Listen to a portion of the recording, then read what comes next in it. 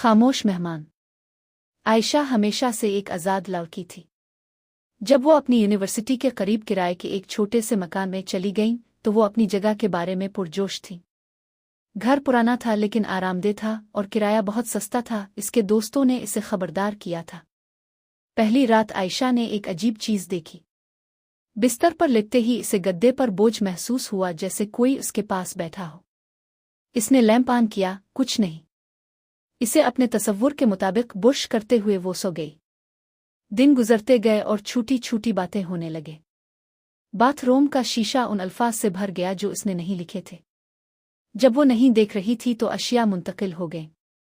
Store room का लकड़ी का पुराना दरवाज़ा रात को खुला, हालांकि इसने इसे कभी हाथ नहीं लगाया। एक शाम आयशा देर से पढ़ रही थी। कमरे में हल्की सी सरगोशी गूंजी। इसने उधर उधर देखा, इसका दिल धड़क रहा था।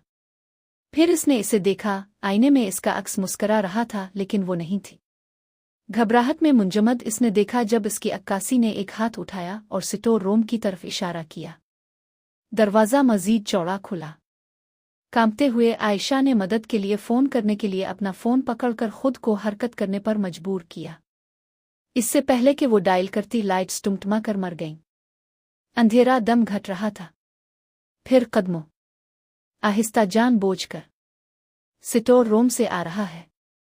आयशा सांस नहीं ले पा रही थी। वो भागने के लिए मुड़ी लेकिन इसे अपनी कलाई के गिर्द ठंडी उंगलियां लिपटी हुई महसूस हुई। एक सरगोशी उसके कान में पड़ी। आपने मुझे मदऊ किया था जब आप यहां मुंतकिल हुए थे।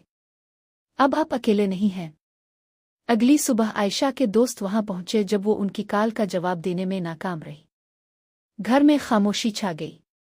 स्टोर रूम का दरवाज़ा बंद था और आईने फटे हुए में एक लड़की की मुस्कुराहट का सबसे हल्का अक्स था।